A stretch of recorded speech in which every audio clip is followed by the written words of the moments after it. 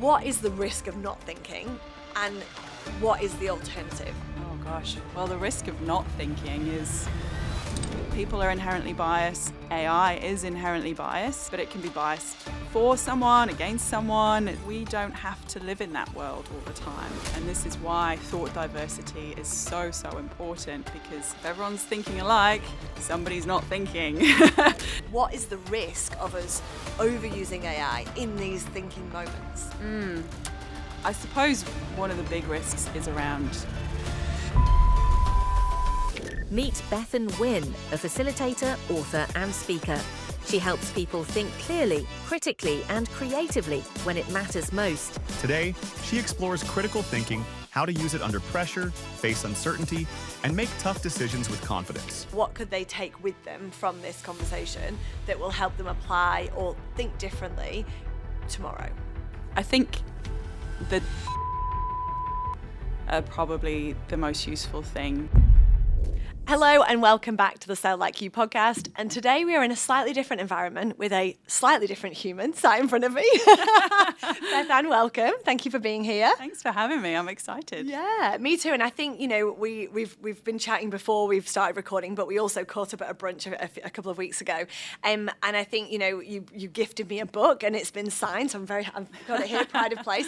But, the topic is critical thinking, and some of the exercises you took us through, just, everything you can relate back to, obviously everything in life, in business, and for me, it's always coming back to sales. And I was really excited to get you on today, because critical thinking, the way that we think, the way that we put ourselves in a situation is different for everybody. But there's so many ways to look at it, and a couple of things I want to dive into is critical thinking, like. Why is that important? Where does it come from? Give me your 2 cents on it, or maybe $5. Sure. I suppose the 2-cent version is critical thinking is about how we think, not what we think. So the processes, the metacognition, thinking about your thinking. The $5 version, or the more complex one, is where people go, well, what does it actually mean? And I say it's skills, it's knowledge, and it's attitudes. So skills like analysis, evaluation, judgment. And I think everybody's very capable of those skills, but when we're busy, when we're stressed, when someone's saying, make a decision right now, you go, oh my God, panic stations kick in. Knowledge of things like cognitive biases, which I'm sure we'll touch on today, logical fallacies, how an argument is structured is really, really helpful.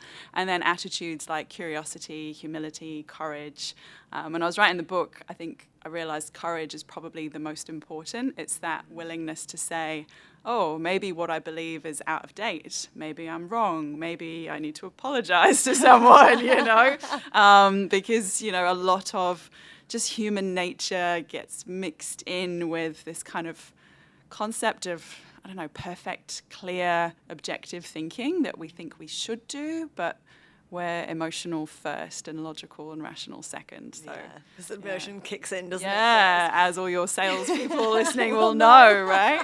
Like, damn it. Yeah. Cognitive fallacy, what's that? Okay, so there's logical fallacies, which are tricks of argument. So something like, something simple like ad populum is feeling pressured to do something or decide something because it feels like everyone else is doing it or it seems popular. Okay. Going with an idea because you respect the person who's put it forward as opposed to whether it's a good idea. So if you think about influencer marketing, that really leans into some of those logical fallacies. Because, if David Attenborough's recommending you something about nature, and you go, oh, right, well, he's an expert. Yeah. But if he's, telling you to buy your pants at Marks and Spencer's, you go, oh, hang on a minute. Yeah, are you an expert on pants? Yeah, so there's a lot of that. Yeah. Does that link in to, I've spoken to people, a lot of leaders, that especially if they're building a business, and I think I also would probably put myself in a little bit in this camp where not many people disagree with me and they don't challenge my thinking as much, and I'm like, please challenge me, please tell me I'm wrong. And I think a lot of the time in that hierarchical position, it's not seen. And I've got a friend who runs a very successful business in the UK, and she's got a team she's got 30-40 employees, and she's one of the largest membership providers in the small business world, done an incredible job. But she we've had so many conversations where she just said, people just don't challenge me. And she would say something to me about what she was doing. And I'm like, why are you doing that?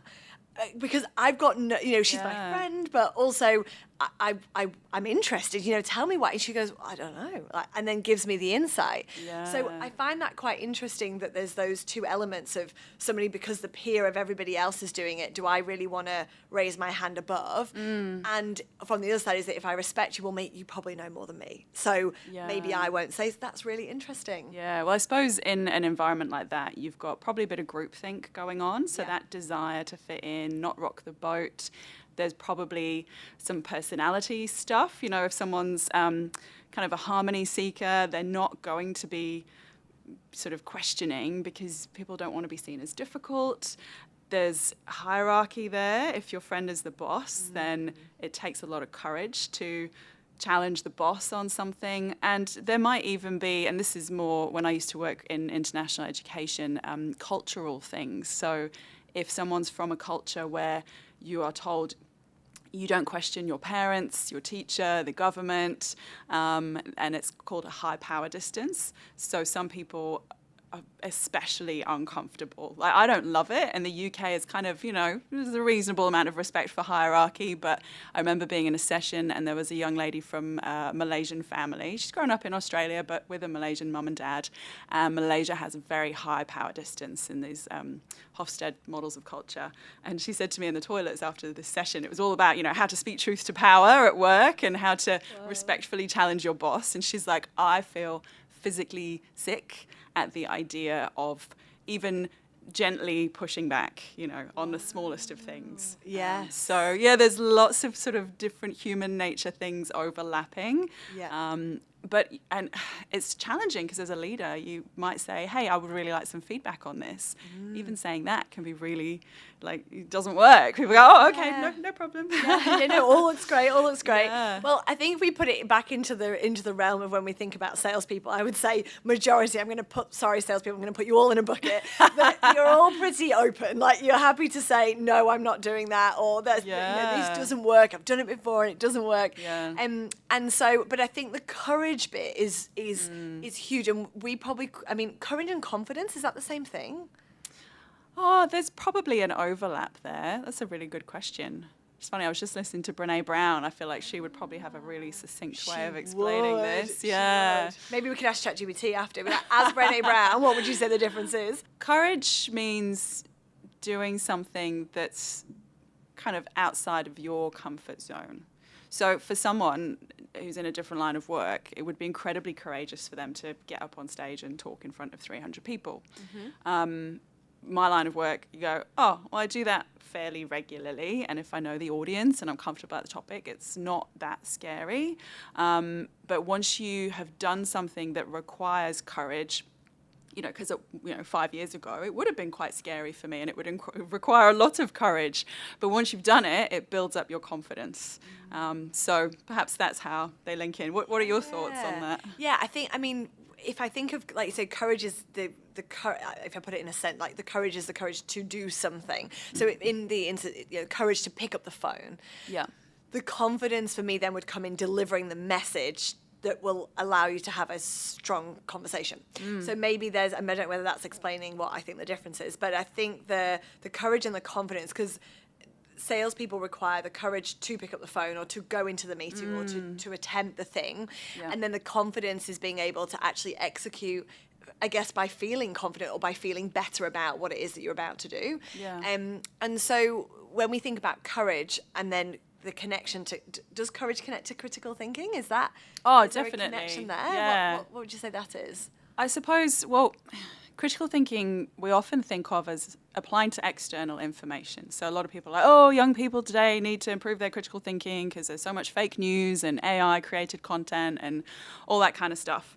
And that's true.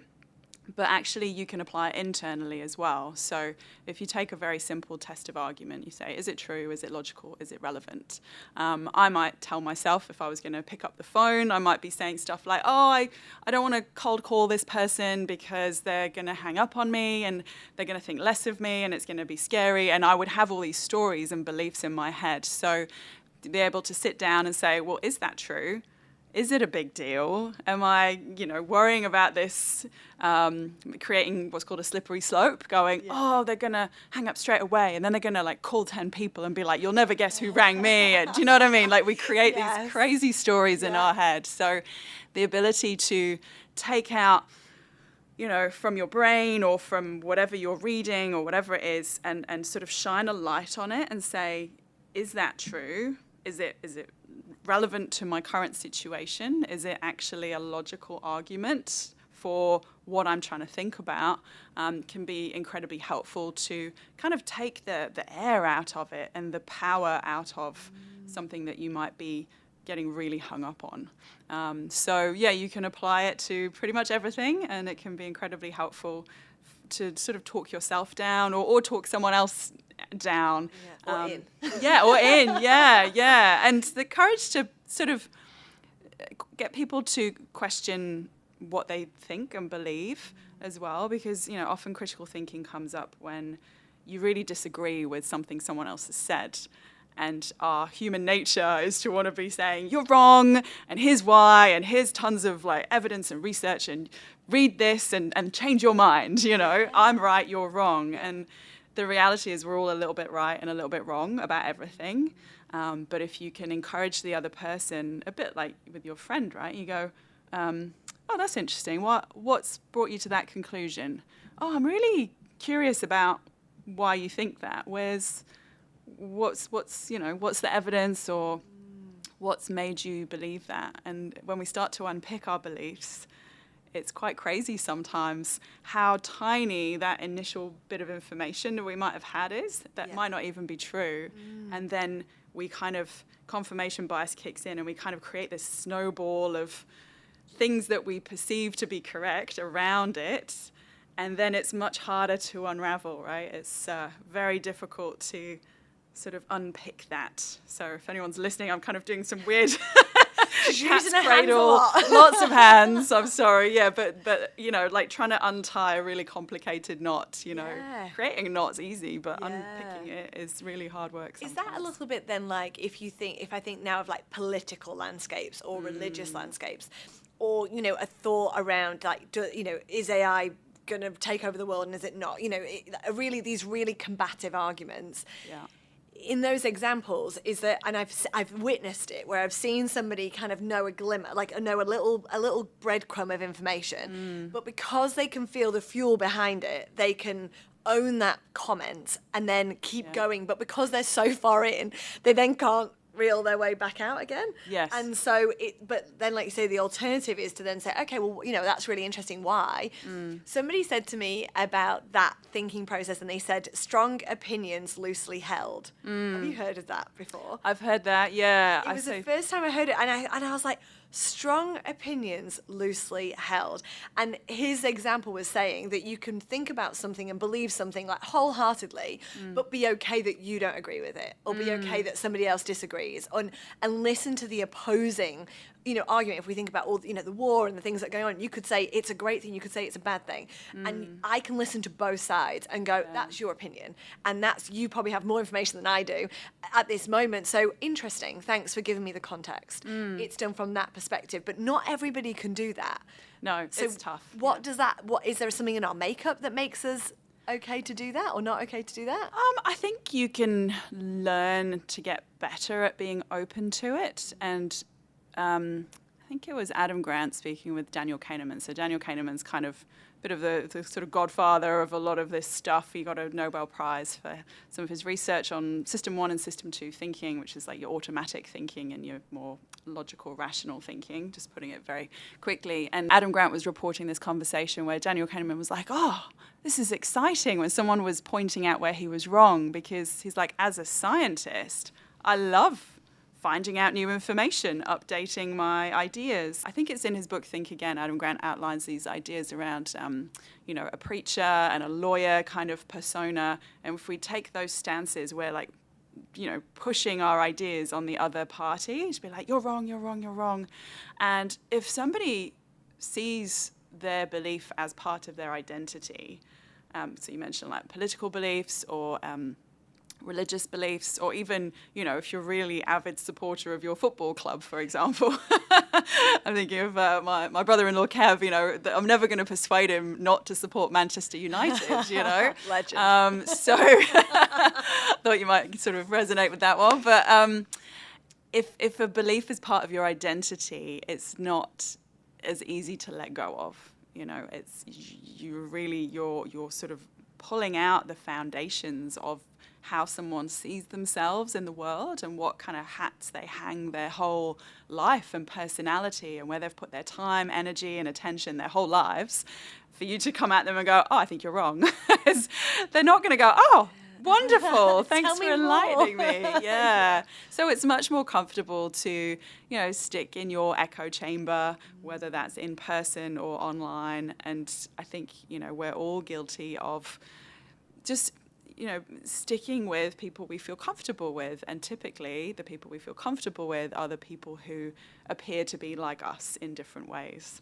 And it's not a bad thing, but I think people forget that. So when it comes to something like immigration, for example, if I was to move to a country where I don't speak the language, perhaps my religion is different, I don't know anyone, like when I moved here even, I immediately was like, does anybody know anyone in Perth? And then it was, you know, somebody's cousin twice removed, a girl that was a couple of years above me in primary school, you know, all these random connections, but I was clinging to them. I wasn't necessarily going out looking for people who are very different from me, because you want to feel safe and comfortable.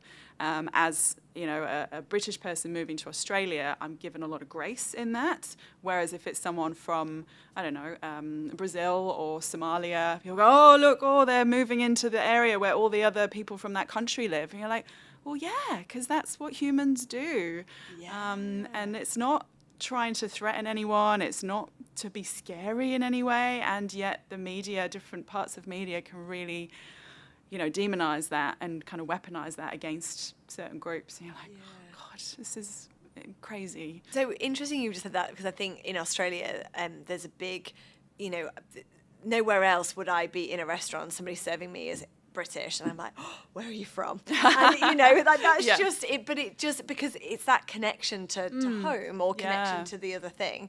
And I think interesting, what's the, you know, the connection between then us wanting to be around similar people versus when we get out of the box? Because I'm an out of the box gal. Like I like to go, and Lana Hill takes the mick out of me because I go to networking events on my own. I think we may have had this conversation a couple of years ago, but I'm like, I don't want to go with anybody. I just want to go on my own, because then I can go meet new people. Otherwise I stand next to you, chat to you, and then I go, you know, I don't go anywhere. So whereas if I go with other people, because they're a bit nervous, I'm like, you can come, but I'm off. Like I'll set you up, I'll introduce you to a few people, and then I got to go find some new people to chat to. But I mean, that's my personality, I would say. I've probably been like that since about 3.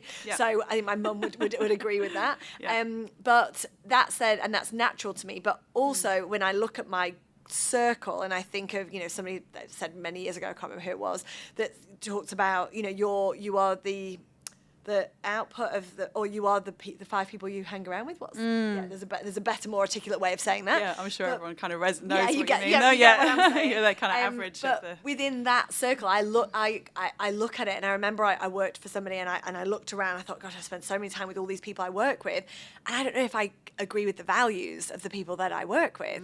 And so that was a really eye-opening moment for me to be like, okay, well, if I spend 5 days a week with these people, is that rubbing off on me in a way that I'm maybe not aware of yet? And I think now looking externally, many years on now, it's so interesting to look at that from the outside. And I think it's something I always look at, and, you know, rightly or wrongly then go, okay, well, maybe I need to distance here, or how, but also coming back to how do those people make you feel as well. And I think that lands in there also. Oh, definitely. Yeah. Yeah. Gosh, so interesting. I've covered so many topics. Already. Well, when you were talking about the networking, I think for you seem to have a clear, I love the question, like, what's it for? So a lot of people go networking to almost tick a box because they feel like they should go.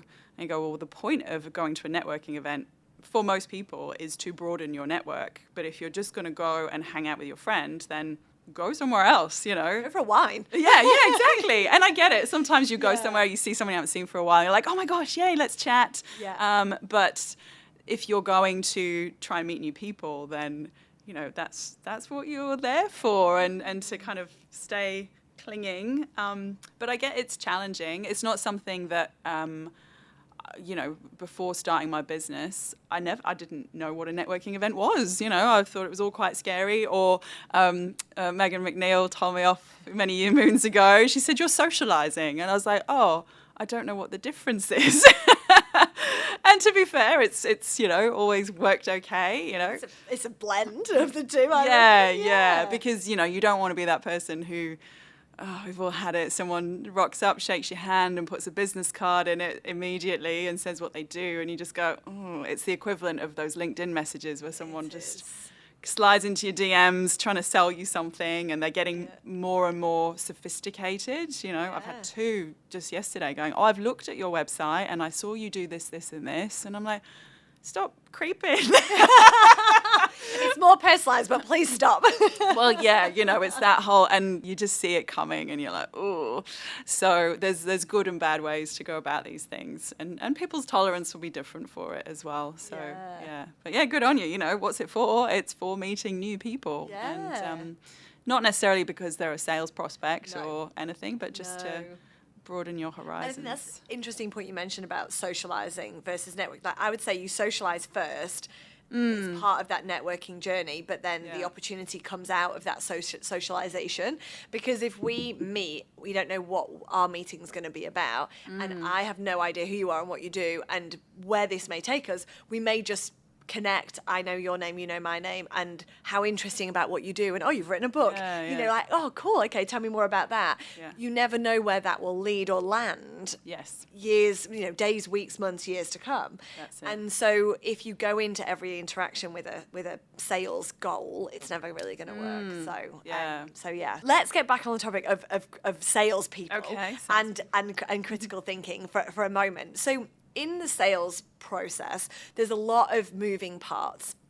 And often it's very high pressure for the salesperson and the sales leader, because everyone's got we're all striving for a number or a goal, but we're in the moment with our client. And there was, you know, you in the book, but also in some of the exercises that I've seen you do, there's this moment where you look at that kind of taking a step back to assess and have a moment to think. What is the risk of not thinking, and what is the alternative in that example? Oh, gosh. Well, the risk of not thinking is wasting tons of time, money, effort. You know, there's no point moving quickly if you're going in the wrong direction. So you need to have those check-ins to go, is this still what we're trying to achieve? Is this still a good client to chase? Is this the best way to go about it? I suppose it's a slightly different angle on it, but one of my first jobs out of uni was working for Oxfam, and we had to lobby the Welsh government. This was many years ago, and I was with the campaigns team, so I was like, right, we'll get 100 people to go visit their MP. And then we had a lobbyist in the office, and he's like, no, don't waste your time with that. I'm just going to get so-and-so who's friends with this MP's wife, and they play tennis together. I'll get her to talk to her, and then she'll influence her husband, and that's how we'll get it in front. And you just go, oh, well, that's easier. That's a lot easier, you know, rather than, you know, 6 months worth of work and coaching 100 people to do this thing. And so, you know, there's how you think something should be done, and there's the other options. There's a great it's a crap acronym, but a great idea, WYSIATI, what you see is all there is. And if you picture kind of a big circle of all the possibilities that are out there, and then there's a tiny circle in the bottom, which is the ideas that you know about. And within that circle is the thing that you will choose, because that's what you know about. Whereas the actual best approach might be something completely different. And this is why thought diversity is so, so important, because, you know, if everyone's thinking alike, somebody's not thinking. So having that, you know, different experiences, different ways of approaching it. And this is a way that, you know, AI can be quite helpful sometimes. If you go, right, this is what I'm trying to achieve. Give me 10 different ways that I could achieve this outcome. And then you get to pick according to your values, your budget, your time, what you think is the best way to get there. Because there will be, I'm always excited about this, but when someone says, oh, how could I do this? I'm like, oh, let's come up with 50 different ways. Yes, I can imagine that for you, whiteboard, different totally. sticky notes. I can see it now. Yeah. You mentioned there about bringing AI into this piece. Now, I was going to ask, what has AI done to disrupt that negatively, on that other flip side? Because, we all talk about, and there's, this is not an AI bashing, I would like to say, AI, I love you. So, this is definitely so not when the that. robot overlords when you're listening, I love you, thank you. Thanks for your hard work. But when we think then about that, the critical thinking is that, I know you've talked about it before, is that the thought process that, are we becoming too reliant on AI to reduce the way that we think and the way that our younger generations are thinking? Because we've always been in a classroom, and I'm going to show my age now, but we've been in a library, and you go to the library, and I remember I can picture it. I go there to get the book about spiders. Never knew I'd be living in Australia, and you're in those and you're writing it out, and you're doing it for your biology, and we're there, and we're having to and asking people, what do you know about spiders, and tell me about this. Whereas then Google came, and then and then the next, and now I don't even have to leave my chair. I can just quickly say, name 7 different spiders, and I'm in. Yeah. So we can have a full-blown conversation, but it only knows what it knows. And so, what's your thought around the if we just take away the positive for a moment and say, what is the risk of us overusing AI in these thinking moments? I suppose one of the big risks is around accountability and responsibility. So, I'm sure you've seen lots of news articles, as have I, someone's going to court or something bad has happened because people say, well, AI made that decision, or AI made me do it, You're like, oh, you still have responsibility for the decisions at the end of the day. And there's only so many buffers that you can build in, and people are inherently biased. So AI is inherently biased, but it can be biased for someone, against someone. It's really quite fascinating what the data will tell you any story you want if you torture it enough, so you can paint the picture in lots of different ways. Yeah. Lots of people say to me, oh my God, AI is going to make us all stupid. And I say, well, it's up to us. We have, to reference Brené Brown again, actually, cognitive sovereignty, she referred to it as. And I was like, that's a nice way of putting it. Like, we have agency. We have control over where we spend our time, where we give our attention. So, while what happens on our phones is clearly, very important and has a lot of influence over us, we don't have to live in that world all the time. And while you might look at Facebook comments or something and go, oh, wow, people are horrible, you go, well, every conversation I have in person with a real human being is really interesting and nuanced, and they're very fair-minded. And you go, well, where's that person online? And often we're not, we don't waste our time in the comments getting in arguments. Well, very occasionally someone on the internet is wrong. So I think the conversation that we need to be having with not just young people, all people, is about the productive struggle that we need to have to really have engaged with a task or with information. So like you said, back in the day, you'd physically go to a library, you'd get the book out, you would be writing out your notes, and then maybe, writing it again neat and cutting it out and sticking it down or whatever. And the same as you go higher through university, an essay is not just about meeting a word count. It's about explaining your thinking and justifying an argument or a point of view. And if you haven't gone through that process, you haven't really understood. And I think, as a former teacher, I'm kind of glad I'm not currently in the classroom, because there's this big upheaval that's inevitable. We've had standardized tests for many, many years now, more coming every year, it seems. My daughter's year 3 and had her first standardized test this year, and you go, oh my God, you're 8. This is insane. And they say, oh, it's to test the teacher and the school. It's not about the student. Kids are very aware of, did I get a good grade or not, no matter what we say. And we're kind of teaching kids to find the answer that we're looking for rather than engage with the learning and figuring out for themselves and maybe come up with something new. So that's been happening for a while, you know. So Ken Robinson's TED Talk is Are Schools Killing Creativity, something like that. It's one of the most watched TED Talks of all time, and it's quite, you know, it's one of the first big TED Talks, and it's just as popular now as it was when it came out, like I think it was 20 years ago or something.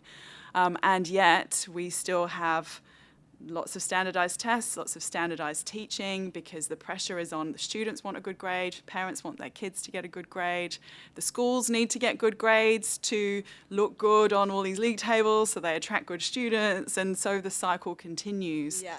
And I know a lot of people who, you know, for me, there was no question of, will you go to university or will you not? I was like, oh, well, I'm quite smart at school, so I'm going to university and I'm going to get a degree. And now my son's 11 and he's very bright, and he's like, am I going to go to university? And we're like, I don't know.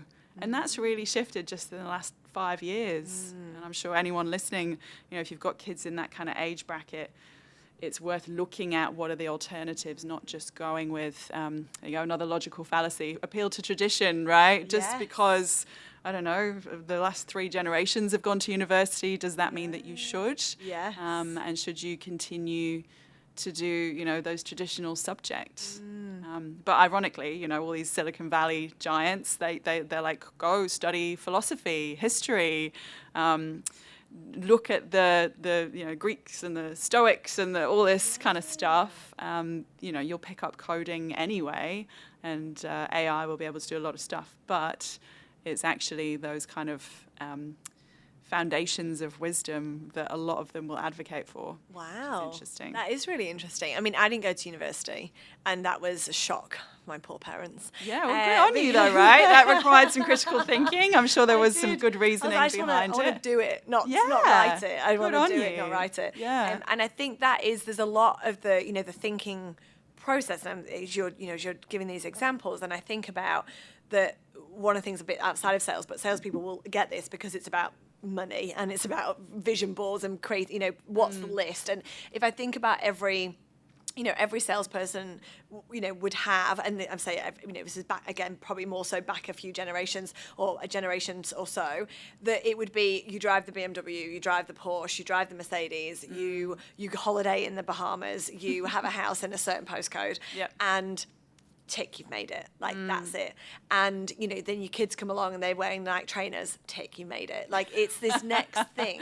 And then I remember in the UK, there's a certain area where you go and you want a holiday home there, and you go to Marbella for the summer, and you would do, you know, all of this tick, tick, tick, tick, tick. And I think then that's not changed. That's still, and although it's definitely less, and I think people are now making better choices, but I had a conversation with somebody about this who's also in sales, and I said to her, the thing I found over the years is I've questioned everything, but I am a questioner. I mean, it's sales, which is the question. Yeah. But I think for me, I've always questioned, like, what is it? What does success allow me to do or achieve? Not necessarily tick, have I got the thing? Am I wearing the wristband that says I've made it?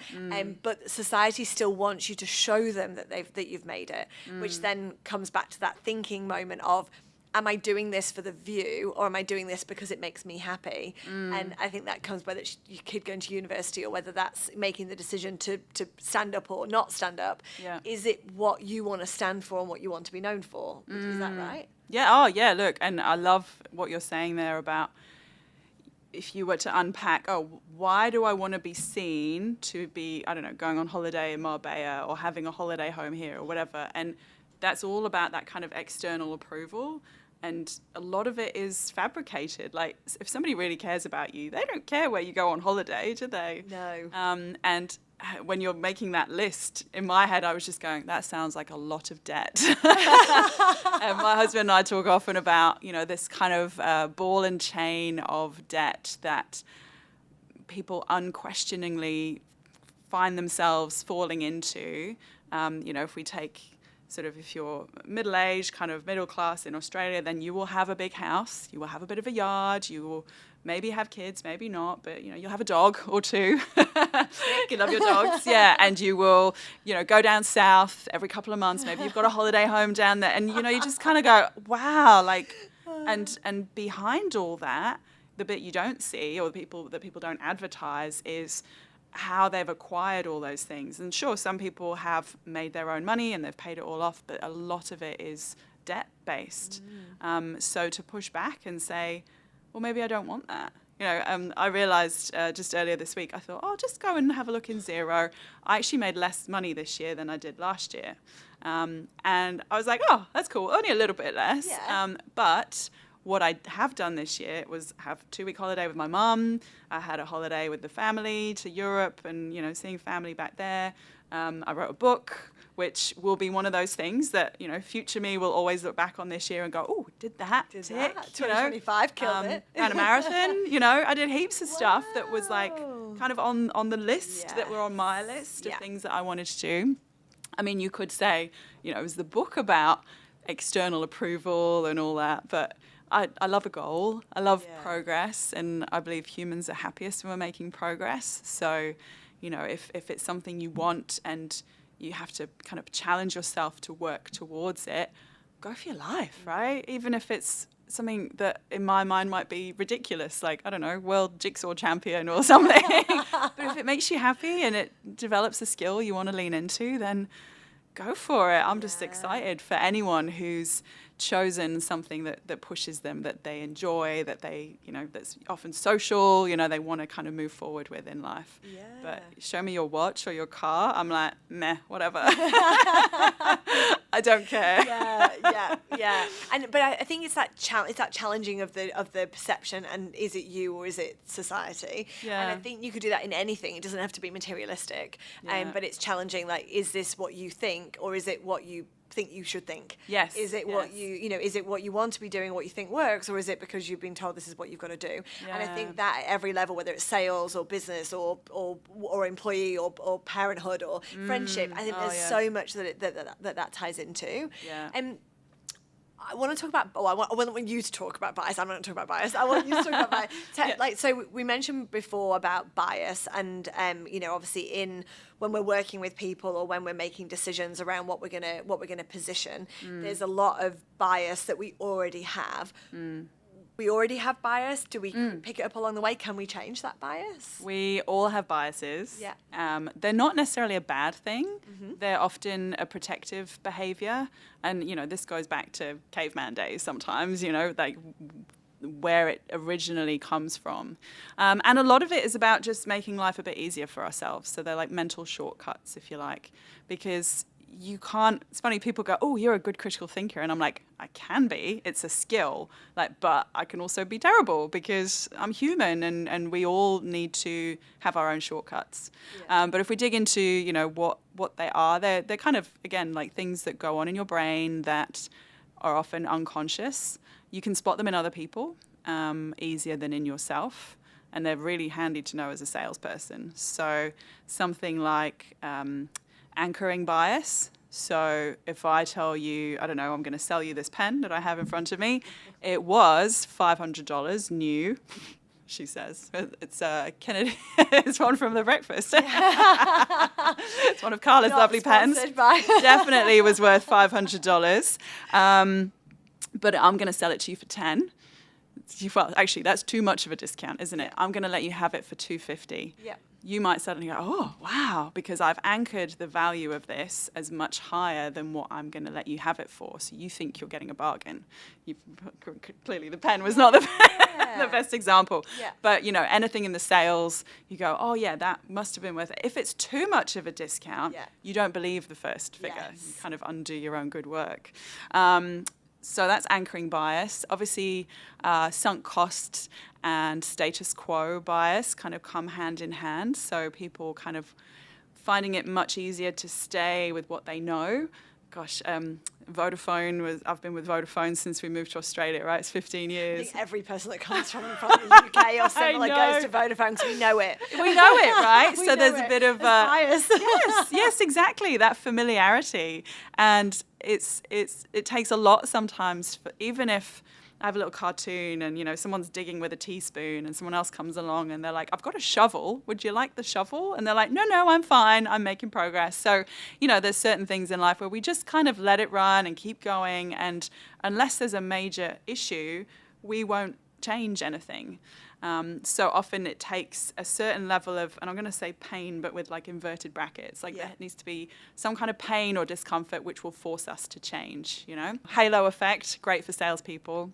Halo effect is because someone observes one positive quality in a person, they will assume you have many more. So if you are pleasant and smiley and make great eye contact, then they will go, oh, well, they must be really smart. They must really know about whatever it is they're selling. They must be dependable. You know, we make all these stories, but there's a lot to be said for, you know, kind of that first impression that you make on someone. I'm sure lots of people are aware of that already, but They useful definitely to do. put a know, like to know more about it. Yeah, and I think that, you know, you were saying before around like the biases that come within that, and the processes around it. And I don't know, I'll give you this example and you can tell me about what we pull out from it. But I remember I had a client, I tell a story quite a bit, where I had a client that was that wanted to buy technology. They bought from me every time, but what I realized in the first go was that they got the quote and then they came back and asked me for a discount. And I was like, that's the best price. And he was like, well, I need to get it to this, otherwise I can't sign off on it. So I was like, did the whole, you know, cool, if you sign off today, I'll get you to this, et cetera, et cetera. Yeah. So then he would do it. And then he did it next time again. And what I realized was that he just wants to win. So he just wanted the discount. So all I did as a true salesperson was I put my prices up by 10, 20%. And I delivered the quote. He then said, can I get a better price? Go on then, I'll add the 10% off, and away it went. And so I learned the process I understood what he wanted, and then I adhered to the rules, but I meant that we both won in brackets, because he felt like he was getting a discount. I was still adhering to the price point that I needed to hit to be able to deliver the solution. Everybody won. Yeah. Is that bias? Yeah, look, there's a few things going on there, isn't there? That's an interesting one. I suppose he wanted to be right, you know, and he wanted to, like you say, he wanted to win in his mind, and winning for him was about getting a discount. So I'd say for that person, there's clearly something in his experience of life, or perhaps childhood, or whatever. Like a lot of this stems from how we were brought up. Where he believes that if he's given whatever the first price is as a jumping off point, you know? Yeah. And, you know, if you're going around markets overseas in certain countries, haggling, then you kind of expect that. Yes. And sometimes it surprises us if it comes up in a different context, right? Yeah. Like, oh, hang on a minute. No, that's not what we do culturally. And I say culturally, it could be like, you know, country culture, but also kind of that kind of work culture or whatever it might be, and that the culture of that relationship. And there's a great story. It's one of those graduation speeches. There's two fish swimming along, and a fish is coming the other way, and he's like, "Hey boys, how's the water?" And these two look at each other and they go, "What's water?" Like they don't realize that they're in this environment, because it's just what's all around them and always has been. Yep. So it's when you take yourself out of that environment, you go, oh, that's weird. Like, or, that's how we used to do things, you know? Yeah. So for this person that you were dealing with, I'm going, oh, well, he clearly, in his mind, that's completely normal and expected, and he needed that in order to proceed with it. But yeah, how interesting. So yeah, the anchoring that first price you've given him. Yeah. I think that was very smart of you to go, let's get a win-win here. I'll just up mine a bit. And a lot of people go through life just wanting to win, wanting to be right.